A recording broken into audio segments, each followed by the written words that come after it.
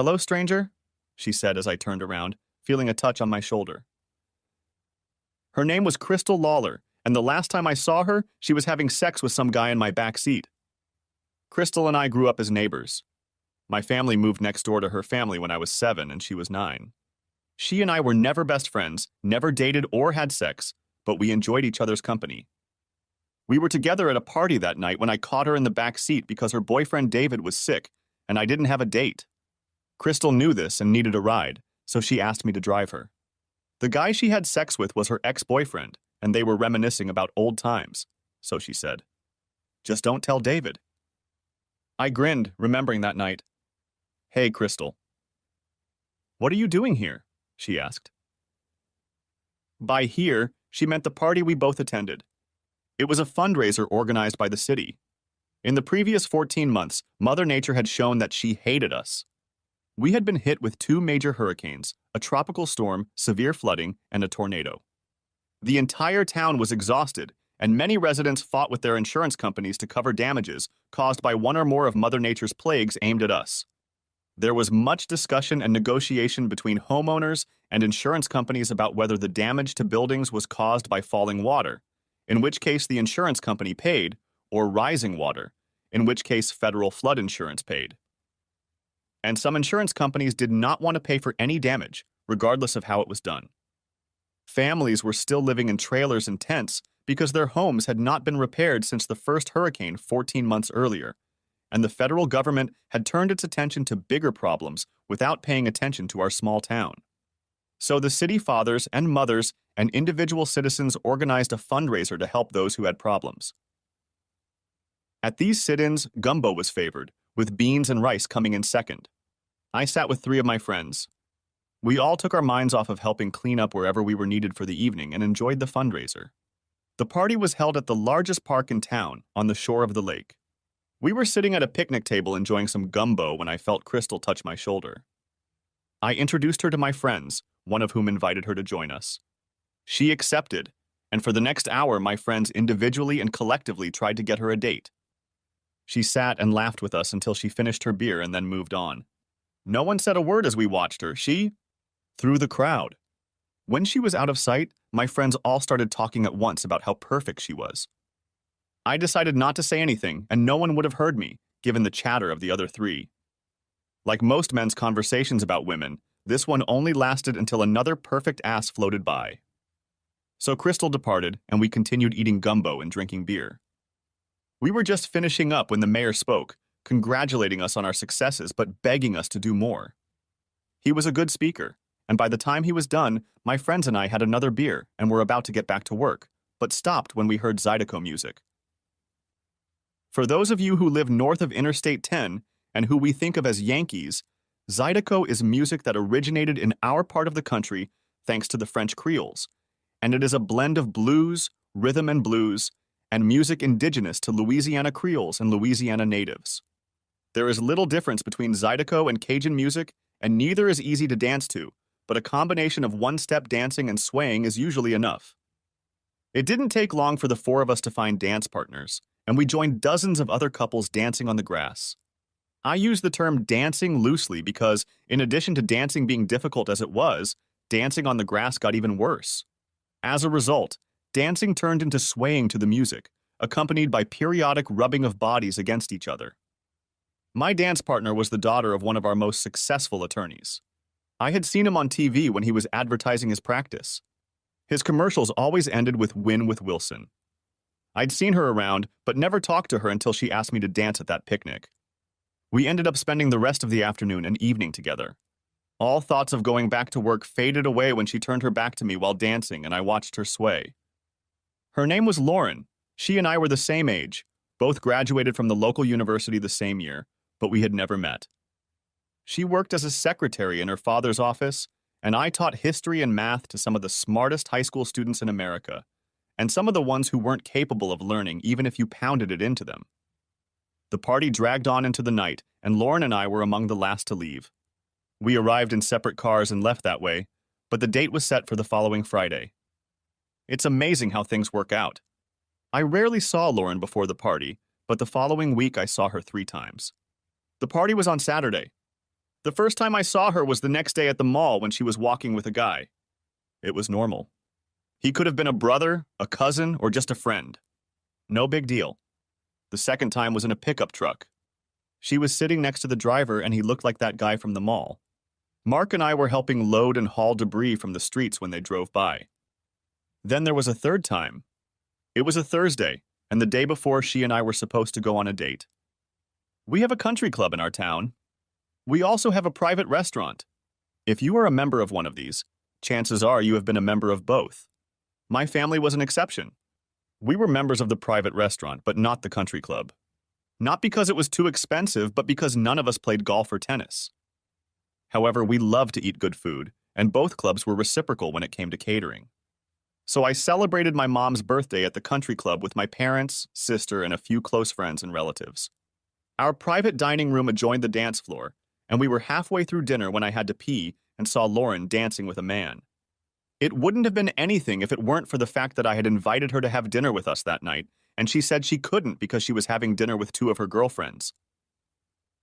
I watched them dance, and the intimacy, including long kisses and wandering hands, indicated that this wasn't a first date. I knew this man. He was the coach of my high school's soccer team. He wasn't a teacher, but he owned the biggest pizza place in town. He and I weren't close, but we knew each other. I couldn't help but glance at them occasionally. As far as I could tell, they didn't see me, or if they did, they didn't make any sign of it. We finished the party and left. In my apartment, I pondered whether I wanted to go on a date with someone who was so obviously close to someone else and who had lied to me. At the same time, if she was intimate with one man, why would she agree to go on a date with another? I was perplexed.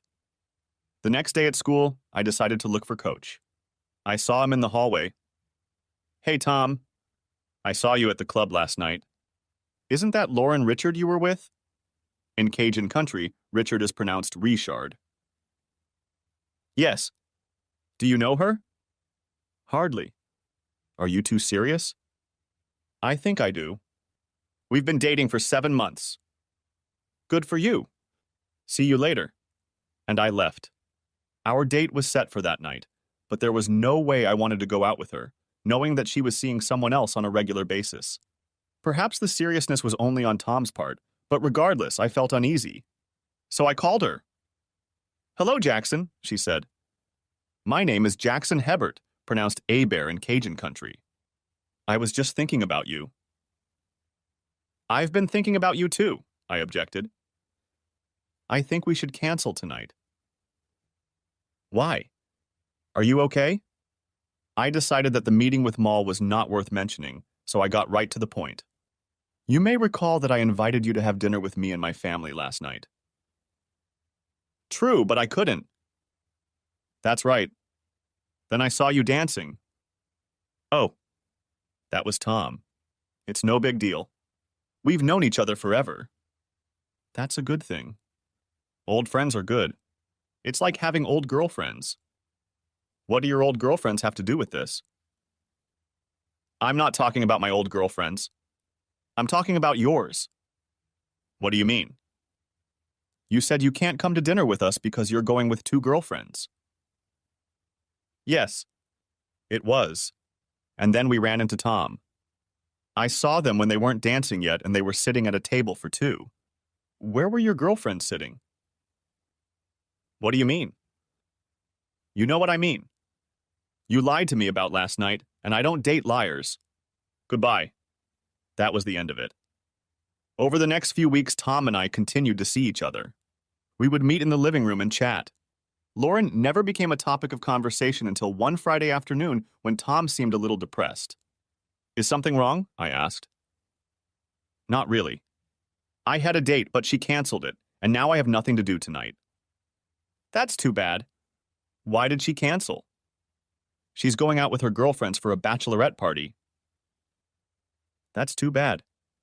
Are you still seeing Lauren?" "Yeah. She's the one who blew off the date." "Well, I'm sure you'll find something to do." I went back to class. That evening, my best friend Mark and I went to one of our 3 casinos to play blackjack. We didn't do it often, but when we did, it was fun. I raised about $60 when I felt a touch on my shoulder. I turned around, Crystal and Lauren were standing there. "Hey, stranger," Crystal said. "I always seem to be tapping you on the shoulder." "Looks like it." "I understand you know my friend Lauren." "Indeed I do." "How are you doing, Lauren?" "I'm fine." "And how are you?" "I'm fine." "Do you have a minute to chat?" The cards got cold over a few hands, so I said sure. Picked up my chips, told Mark I'd see him later, and started to leave. "Oh, no, you don't," he said. "You're not leaving me here while you go off with two girls." He picked up his chips, and all four of us headed for the nearest bar. There were 3 bars in this casino. The one we walked into was dedicated to country and western. We found a table, spread our chips on it, and sat down. No sooner were we seated than the serving lady asked what we wanted, and we placed our order. Crystal asked Mark to dance, and Lauren and I sat down. We all ordered a beer, and it was already on the table as Lauren and I sat down. The service was very quick. We both took a sip and looked at each other. "I lied to you," she said. "I lied to you. And I'm sorry." I looked at her. "That's water under the bridge." "Do I get another chance?" "I don't think so. When trust is broken, what's left? If we started dating and you couldn't do it for some reason, I wouldn't know if you were lying or not. I just wouldn't be able to trust you." We were just sitting there looking at our beers and were silent when Crystal and Mark came back. "Everything okay?" Crystal asked. Lauren stood up and grabbed her purse. "Let's go," she said. Crystal looked at me as I took a sip of my beer. "You're an idiot," she told me. "You're ruining a good thing." I looked at her. "I didn't blow him off." "She did." "What's going on?" Mark asked, sitting down and taking one of the 2 full mugs of beer. I told him the story while we drank. When I finished, he just looked at me. "Are you out of your mind?" "I mean, she's hot!" And she lied. "Haven't you ever lied to a girl before?" "Jesus, Jackson. She can lie to me all she wants." We sat and finished our beers while he pestered me about being a complete idiot. When he was done, we paid the bill, picked up our chips, cashed out, and headed home. I didn't lose sleep over Lauren, but I did fall asleep thinking about what it would be like to sleep with her. For the next few weeks, my social life was practically non-existent. Not that I had time for a social life. We were still getting cleaned up after the hurricane, but I managed to have 2 meetings over drinks with women I'd been introduced to, but they went nowhere. It was the end of the school year, and the teachers had a dinner at the country club. After dinner, I danced with one of the new teachers, but again, with no emotional involvement. I was leading her to a table when I saw Lauren sitting alone behind the bar. I thought, what the hell? I was bored at my table, so I decided to at least say hello. I walked over to my table, grabbed my drink, and joined her. She jerked her head in my direction when I sat down. "Is that okay with you?" I asked. "It's a free country," she faltered. Then added, "I didn't know you were a member of the country club." "No. This is the school board president, and she booked it for us." "And who booked it last time so you could come here?" I looked at her, stood up, and raised my glass. "See ya." "Wait. Where are you going?" "Sit down." "No, thanks. I know when someone is looking over my shoulder, and I don't need it." "Jackson, that's not what I meant." "Come back." I walked back to my table. I barely had time to sit down before she appeared. "Jackson, I'm sorry. I'm half drunk and I didn't mean it. Come back and let's talk." "In vino veritas?" "Go away, Lauren. Go home or go to a bar, but go." "Jackson." "Please." I got up, said goodnight to the people at my table, and as I left, I heard, "Jackson, please."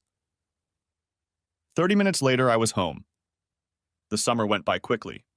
Mark and I went to the casino a few times. We didn't go to gamble, we went to pick up women.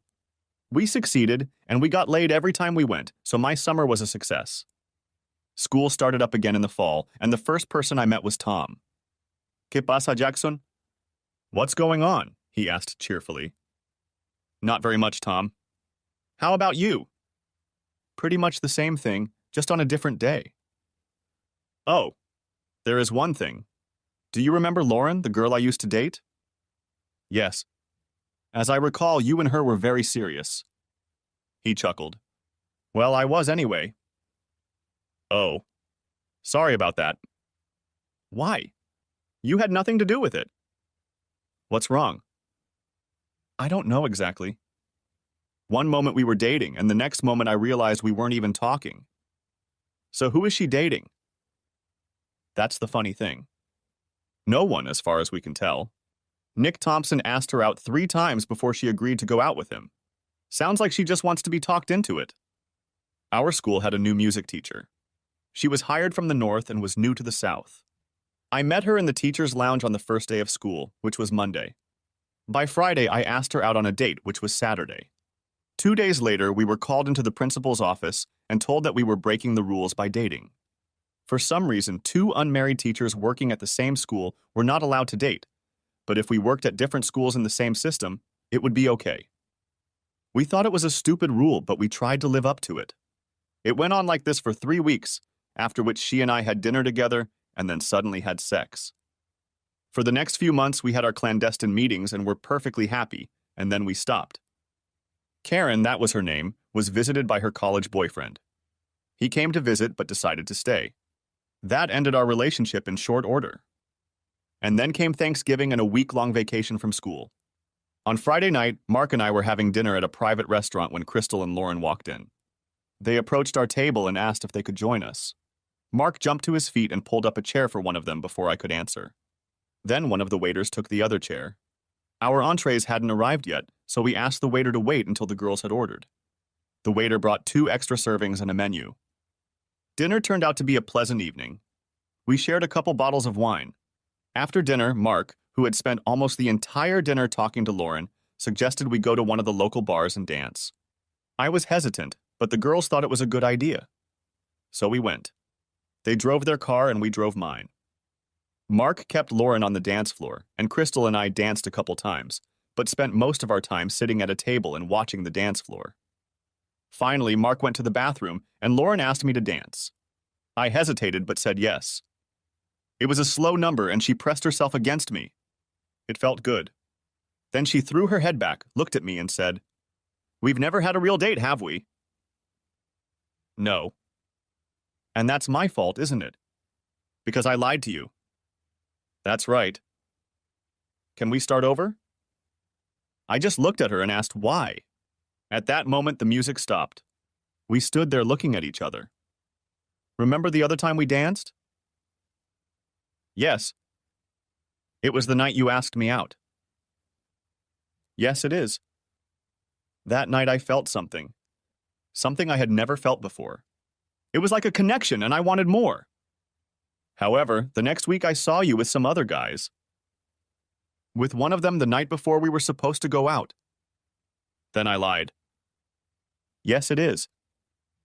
I can't explain it. I wanted to go out with you, but I lied. I guess I was afraid. What? I don't know. We were still standing on the dance floor looking at each other, and the whole room was looking at us. Then the music started up again, and we started dancing and talking. Then you were very indulgent that night at the country club. I was drunk. You can't blame me for that. She stopped dancing and looked at me. I've lied and acted like a snob before, but I've never felt bad about it until now. It's all about you. There's something about you that makes me feel like I don't know how I feel anymore. One night with you and everything changed. What's different? Better? Worse? I don't know. I feel guilty and sad, but I know it will get better because you will make it better. I didn't know what to say, so I stayed silent. We finished the dance in silence and walked back to our table. Mark and Crystal were sitting there talking. Mark, I think it's time to go, I said. He looked at Crystal. Are you ready to go? He'd been dancing with Lauren for most of the time we'd been there. I wondered if he remembered what he'd said when I told him she'd lied, something about sex. In the short time Lauren and I were on the dance floor, Crystal seemed to have gotten his attention. Not really. Lauren, are you ready? I think so. Then she looked at me. If it's okay, I'll go with you and these two can stay. I looked at Mark and he shook his head vigorously. Yes. Yes. That's good. Crystal can take me home. Right, Crystal? Sure. And she smiled at Mark, who smiled back.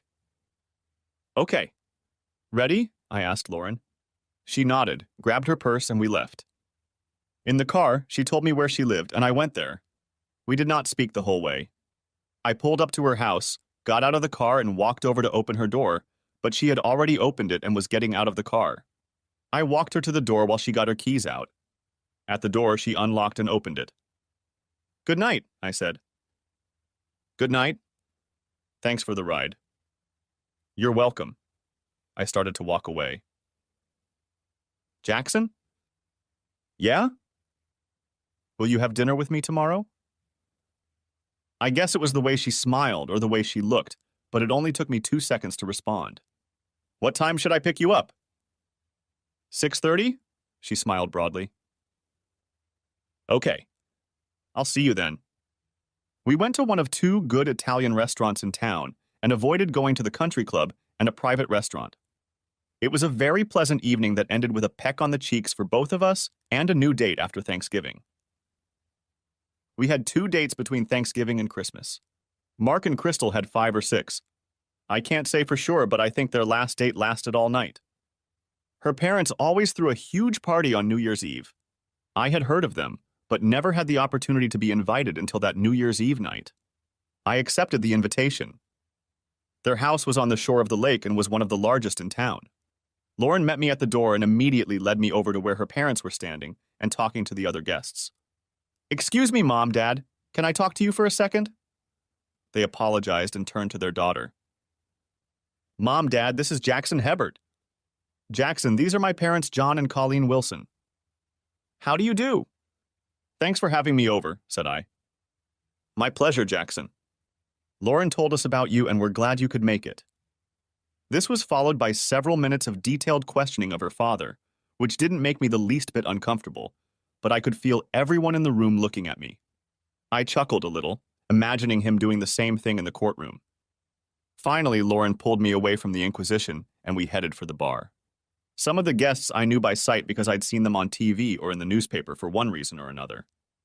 Shortly before midnight, she took me upstairs to show me her old room, and it was there, when we heard everyone downstairs shouting, "Happy New Year!" that we kissed lips to lips for the first time. It was a very nice, long, soft kiss, and although it was long, it ended all too quickly. Lauren and I dated for 10 months before I moved in with her. It was another 2 years before we were married. Mark and Crystal were 6 months ahead of us. Our marriage was beginning its 2nd year. I had discovered that with a little time and patience, Lauren could be talked into just about anything. I was driving to Mark's one day and I had a flat tire. I was getting the jack out of the trunk when I discovered that my spare tire was also flat. I pulled out my phone to call Mark and ask him to come over when a bright orange pickup truck stopped to see if I needed help. I'd seen bright orange trucks before and could only assume there weren't many. We put the spare in the pickup and headed out for repairs. I pulled out my phone again to call Mark and have him meet me at the tire shop to take me back to my car, but got distracted again to finish the conversation. I sat in the cab of the truck, the sun beating down on my eyes, and I reached up to lower the sun visor. As I did so, a picture of a woman in a bikini came into my face. The picture was familiar to me because I had taken it in Cancun 3 months earlier. I put my phone away and stared at the picture. The driver was an older man and spoke. Pretty little thing, isn't she? Yes. Very attractive. Who is she? That's my son's new girlfriend. He laughed. A girl, for crying out loud. She's just another unsatisfied married bitch looking for a good time. He has them all the time, you lucky bastard. He has pictures of all his conquests? Of what? His unsatisfied married bitches. Oh. No. He stole them. It fell out of her purse. He picked it up and talked her into keeping it. He laughed out loud. If he was able to talk her out of some girl, then getting that jug was the easy part. So he talked her out of some girl? I hope he spits in your flask. How long have they been together? Oh, for a few weeks now. How did he meet her? He was in an accident with my truck and she works for his lawyer. Oh? Isn't that your truck? No. He wrecked mine. It's not his? What's with them now? They're at our fishing camp right now, probably doing the dirty work, if you know what I mean. Yeah, I think I know what you mean. I pulled back the sun visor and called Mark. That was the end of the call. Lauren was supposed to be in New Orleans, shopping with her mother. Where is your campground located? We have one on Big Lake, I asked, but it was a lie. We didn't have a campground, but I knew there were plenty of them out there. It's the same place as our house. It's the green shack on Sandy Road by the boat ramp. I knew exactly where it was. We drove there for nothing. We ended the ride in silence, and I thanked him for the ride. By the time Mark got there, the tire was repaired. On the way back to the car, I told him all about it. We replaced the tire, found a parking spot nearby, and headed to Big Lake in his car. We parked on a very narrow road in front of a green shack, got out of the car, and walked around it to see if it had windows. Fishing camps came in all different sizes and shapes. A shack like this green one could stand next to $1 million house, but they were both called camps. We found an open window and heard the sounds of people dirty working before we looked inside. I took 4 pictures of the couple before we got back in his car and drove off. Lauren and her mother weren't due back until the following evening, so I had time to move my stuff over to Mark's place. When we got there, Crystal asked what was going on, and we told her. Did she see you taking the pictures? She asked. I don't think so. She was very busy at the time. Crystal picked up the phone. If you call her, I'm going to be very upset, Mark told her. She slowly put the phone back on the table. What are you going to do? She asked. Divorce her. That's it? You're not going to talk to her? No. You don't have to. Don't you want to ask why? I don't care why. She cheated. That's all I need to know. All my stuff was in Mark's house and garage when I left for Lauren's parents' house. Her father opened the door. What's up, Jackson? He asked, inviting me in. I stayed where I was. I just came to tell you that I'm getting a lawyer on Monday. I'm divorcing Lauren. Bullshit. I'm serious. She is currently at the fishing camp of one of your clients. I have 4 pictures of them in bed together. I don't believe you. Would you like to see pictures? You bet. And if you're lying... I pulled out my phone and looked for the least graphic picture, though they were all basically the same and the faces were very clear, so there was no doubt it was her. Oh my God! And you're saying she's with him now? She was here about 4 hours ago. I assume she's still there. Where are they? I told him that, and he closed the door in my face, but I heard him calling for his wife. Colleen, come with me. Now! I'll explain everything on the way. I was in my car and driving down the street when they passed me with a high fuel consumption. It was almost midnight when my phone rang. It was Lauren. I ignored it and turned the phone off. She rang Mark and Crystal's doorbell at 7 in the morning. We were sitting at the kitchen island drinking coffee. Crystal let her in and walked over to me. I was in no mood to accept her apology. You son of a bitch. How could you do that? An apology? It didn't really sound like an apology. I looked at her. Do what? Show such a picture to my father. I told him you were cheating and he wanted proof, and I provided it to him. You didn't have to do that, Jackson. To my father as much as anyone else. I turned back to my coffee. What happens now? I turned to her again. Jesus, Lauren! What do you think is going to happen now? Do you think I'll forget this happened? You can try. No, I can't and I won't. I'll get a lawyer and start filing for divorce. She touched my shoulder. Please, Jackson? Go away, Lauren.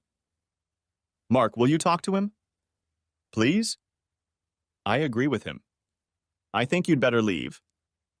Crystal? Will you? Crystal stood up and led her to the door. Go home, Lauren. We'll talk later. I started calling lawyers on Monday morning. I was in school, so I didn't have much time, but by the end of class on Tuesday, I had already made an appointment. I interviewed 3 lawyers that week, and I didn't like any of them. Lauren made no attempt to contact me, although she and Crystal spoke several times. According to Lauren, she met this guy at her father's office when he came in to talk about the accident he was in. The accident was not his fault, so he sued the other party. He was a slick-talking good old Southern guy and chatted up Lauren every time he came over, was funny, friendly, persuasive, and didn't take no for an answer when he asked her out. Eventually, one day she agreed to have a drink after work. That one time turned into 4, and those turned into 2 visits to his fishing camp. She stated to Crystal that she wasn't unhappy with our marriage. It was just that the guy wore her down and talked her into it. She didn't make any excuses except that she'd fallen for his bullshit. When I heard that, I thought this guy would make one hell of a salesman. And that plus the fact that Lauren could be talked into anything under the right circumstances. When Crystal was asked if she had ever cheated before, she said she hadn't. I finally found a lawyer I liked and the divorce went smoothly. I walked away without having to pay her anything, plus I got half of her house, which I took. Apparently her parents wouldn't give her money for my share, so she had to sell it. Her selling it didn't bother me one bit. I was able to buy my own house with my share. Before I bought my new house, I was living in an apartment, and I wish I could say I was enjoying life, but I wasn't. It took a few months before I started going on dates again, and there were very few. Lauren insisted that we purchase a membership at the country club, which we did, and she and the club professional taught me how to play golf, and to my surprise, I loved it. The initial membership fee was quite large, but it was paid for by her parents. The membership was in my name, and the annual dues were reasonable, so I kept paying them and going to the club to continue learning to play golf. Once in a while, I'd see Lauren there, and we'd exchange greetings, but nothing more. I took my dates there for dinner a couple times over the next year. One Saturday afternoon, I, along with 3 other club members, finished a round of golf. When I came out of the locker room, Lauren was in the clubhouse and asked if I would eat a sandwich with her. I did. We ate sandwiches, I drank beer, and we chatted. We even managed to laugh a little. When we were done, I told her I had to leave. Why? Do you have a date? No. No date. Are you seeing anyone? No. Me too. Not even with a lover? She turned bright red. No. No one. There was a long pause and I started to walk away, but she grabbed my arm and I stopped. I screwed up, Jackson. I had no reason to cheat, but I did, and I'm sorry. I just wanted you to know that. I nodded, got up, and left. The next 2 years flew by pretty quickly. Crystal and Mark had a son and named him Jackson, and I was still teaching and still loving it. Jackson 2, or more often just 2 as Mark and Crystal called their son, was celebrating his first birthday. I knew Crystal was in a relationship with Lauren, and she was at the party when I arrived. I saw her from time to time, but hadn't spoken to her since that day at the club when we ate sandwiches and drank beer together. Crystal made it a rule not to talk about her in my presence, and what she heard from Lauren and later told Mark stayed with him. They knew I didn't want to hear or talk about her, so they honored my request. She saw me first and came up to me. We hugged and said hello. She had gained at least 20 pounds and looked like her dog had just died. "How's it going?" she asked. "Not bad." "How's it going?" "Great." "Thank you." She didn't look her best, and I knew her well enough to know she knew it, but I wasn't about to open that can of worms. "You look good," I lied. "How are your parents?" "They're good. They told me they see you at the club. We run into each other sometimes. Dad says you're already a pretty good golfer." When there is a tournament, the results are posted for all to see. Over the past couple of years, my score has been steadily improving. Yes. I'm very pleased. We stood looking at each other until Crystal came in.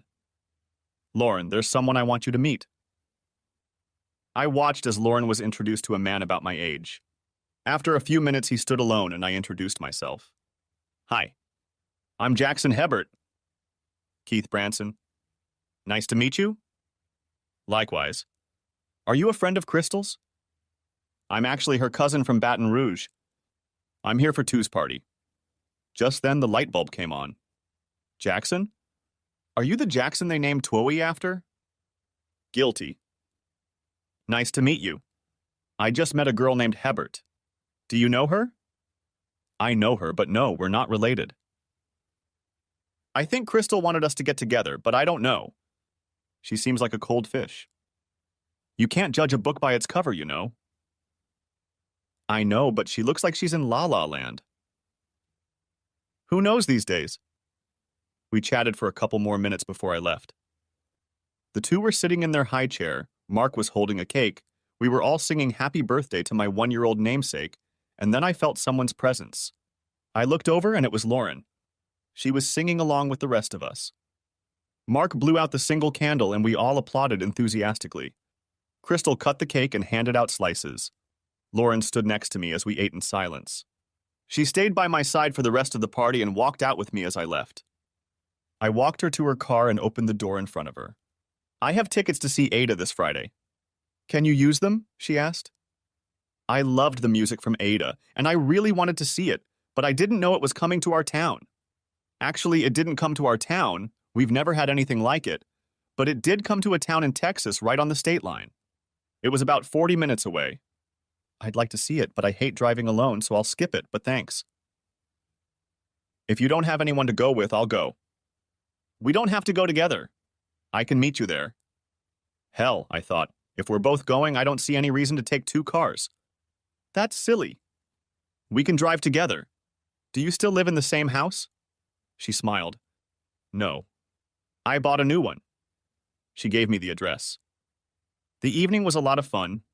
The play was great, and hanging out with Lauren brought back a lot of fond memories. After the play, I drove her home and walked her to the door where I was invited for a nightcap. I declined and went home where I stayed up most of the night thinking about her. Lots of good thoughts, but the vision of her in bed with that other guy wouldn't go away. It didn't go away all week, so when she called and asked if we could have dinner together, I told her no and explained the reason. I enjoyed going to the theater with you, but since then all I've thought about is you in bed with another man. It has to do with the way you lied before, so I just can't trust you. I understand, Jackson. It was the worst thing I've ever done in my life, and I will never forget it or stop regretting it. Goodbye. 2 days later, I had dinner with Mark and Crystal. I know I shouldn't talk about Lauren, Crystal said, but I will nonetheless. She loves you, Jackson, and she regrets what she did. She's trying to find a way to get you to forgive her. Couldn't you try? I've thought about it, but I can't. Marriage is built on trust. Trust that you will love each other and only each other. But it wasn't love. It was a moment of weakness. It wasn't just a moment. It was at least 6 moments. By her own admission, she met him 4 times and slept with him twice. People in love, in a relationship, married for God's sake, don't let themselves get into situations where some slick talker can talk them into bed just for sex. He had no interest in her except one desire. I know, Jackson, but... No buts, Crystal. She screwed up and it's over. Jesus, Crystal, leave it alone, said Mark. Don't get involved, Mark. She's my friend and I want to help her. Jackson is my friend, and yours too, by the way, and you're meddling where you've been asked to stay out of. I don't care. She made a mistake and he should forgive her. Will you forgive me if I cheat? Absolutely not. Then why do you insist that Jackson forgive Lauren? They were still going back and forth and didn't let on that they knew when I was leaving. 2 hours later, Mark was at my house with 2 suitcases. He had been at my house for 2 days before he got a call from Crystal. They argued on the phone for a few minutes, after which Mark hung up. They talked 3 more times that week, and all 3 calls ended in arguments. 2 weeks went by. Mark and I went to his house to pick up the rest of his things. Crystal didn't try to stop him. By the time he had lived with me for 2 months, they hadn't spoken in 3 weeks. He stopped by Tu's house, but said he and Crystal had nothing to say to each other. Their marriage wasn't looking good. One Saturday morning, Mark and I were playing golf one Saturday morning. I was getting much better, but Mark only played when I insisted, and he was terrible. We were waiting for play to start on the first hole, and the starter asked us if we minded 2 more people joining us. We said no, and he introduced us to 2 women. I had seen them around, but had no idea who they were. They were Judy Franklin and her sister Teresa Jenkins. We introduced ourselves and started playing. Mark went first and hit a nice straight shot at about 215 yards. It was the best shot of his life, and we looked at each other and laughed. I was next and made an even better-looking shot at 225 yards. We went up to the women's tees and they both made a shot at about 140 yards each. I played the best round of my life that day and attributed it to the presence of the ladies. Despite the first shot, Mark stopped keeping score somewhere on the seventh hole. Later in the clubhouse over cheeseburgers, fries, and beer, we learned that both girls were divorced and both were MDs. Judy was an emergency room doctor, and Teresa had a private practice.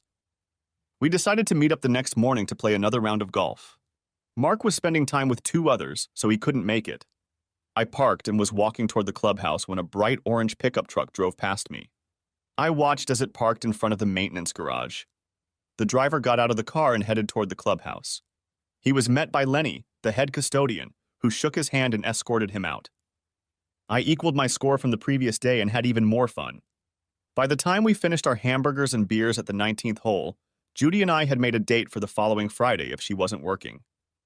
She didn't, and that date became one of the best dates of my life, and the next one was even better. The next week it was just Judy and me playing. After the game, I was in the locker room getting dressed after my shower when I heard a voice outside the window. She's a hot bitch. The windows weren't supposed to be open, but a couple of them were usually open so the smokers could let their smoke out, since smoking was forbidden. Bullshit. You can't take it. You're not going to make it to first base. Hide and watch. I caught that big lawyer's daughter a couple years ago before I went to jail, and now I'll get to the doctor, and maybe her sister too. Prison? What are you in jail for, and does Lenny know about it? Hell no. Don't tell him either. There was a brief pause as I heard scraping on the gravel around the building. I got in an accident and sued the people who hit me. They had money and I needed it, so I hired myself some tough lawyer. His daughter was his secretary. He laughed. She was married and didn't look too attractive, so I talked her into having sex with me. He laughed again. I saw her and her daddy here once or twice, but they didn't recognize me. I laugh heartily when I see them. They're all so tall and powerful, and I was having sex with her. You say she was married? Is she still married? I don't know. I got what I wanted. So that's why you went to jail? Nah. I got a bunch of money from the wreck, got drunk, trashed a bar, and beat up some thug. I got 3 years for assault, but I got out after 18 months. The other man chuckled. So you got a high-class girl, but it cost you 18 months in jail. Was it worth it? No girl is worth jail time, but that's not the worst of it. I had to pay all the money I made from the accident to another lawyer to defend me against an assault charge. I could have gotten 10 years, and here I am shoveling rocks and cutting grass for these bastards. If the broad is still here, why don't you do the same thing again? Hell no. She's out of luck, but I sure could do it. That dumb bitch can be talked into anything. I'd heard enough from that bastard already. I finished getting dressed and went to find Lenny. He was in the garage working on one of the lawnmowers. Hi, Lenny, I said. Hello, Mr. Hebert. What can I do for you? Are you aware that the new caretaker went to jail? No, sir. I just heard him tell Bruce that he was sentenced to 2 years but was released after 18 months. What did he go to jail for? Did he say? It doesn't matter. We don't hire criminals. He lied on his application. That's what I thought. He said he got drunk and attacked some guy. Jesus. That's all we need. A convicted felon assaulted a club member. Thank you, Mr. Hebert. He'll be gone in 15 minutes. A short time later, I was sitting with Judy and saw his bright orange truck rushing down the driveway. He turned onto the road and rushed forward. A couple seconds later, I saw the blue lights of a police cruiser coming after him. I laughed out loud. What's so funny? Asked Judy. I just thought karma could be a bitch. I enjoyed my Reuben sandwich and beer, probably better than I should have. I found out later that when Lenny fired him, he pushed Lenny, so he's going back to jail for parole violation. Plus, he's going to be prosecuted for assaulting Lenny. God bless that karma. Somewhere in there, Mark was offered a promotion if he moved to Houston. He and Crystal were still not in touch, so he accepted the promotion. Shortly after he moved, she came over and wanted to talk to him. She cried when I told her he had left and called him. The next weekend he came home, they reconciled, and she and her 2 kids moved to Houston. 2 months after our first date, Judy and I had a good time. 6 months after that, she sold her house and moved in with me. A year later, we were married and had a reception at the country club. I had just used the men's room and was on my way back to the reception when I met Lauren in the hallway. "Are you happy?" she asked. "Yes, very much so," I replied. "I'm happy for you." It was a long time before I saw her again, and in a small town like ours, that was almost impossible. I happened to walk into her father's office to pick up a document for a friend of mine. She was still the receptionist, and on her desk hung a sign, Mrs. Haybert. We said hello, she handed me the paperwork, and I left.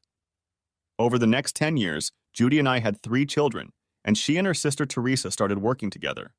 I am still a teacher, and I still love it. Mark and Crystal still live in Houston and have 2 children. Lauren's father threw a retirement party at the club. I wasn't invited, but Judy and I had dinner there that night. He saw me and came over. "I'm sorry things didn't work out with you and Lauren." "Maybe it's for the best," I told him. "Sometimes I think I did, and sometimes I'm not sure." "I don't know if you know this, but she lives with her husband in Wyoming now. They have a ranch there, and they seem to like it, but we wish she were closer to us. Isn't the most important thing for her to be happy? By staying here, she could constantly remind herself of the things she doesn't want to remember. We've come to that conclusion, so we'll live with it and visit her as often as we can." We shook hands and he went back to his party, and I went back to the love of my life. Reaching our table, I leaned over and kissed her. She smiled. "That was really sweet, but what was that for?" I kissed her again, softer and slower. "For letting me love you."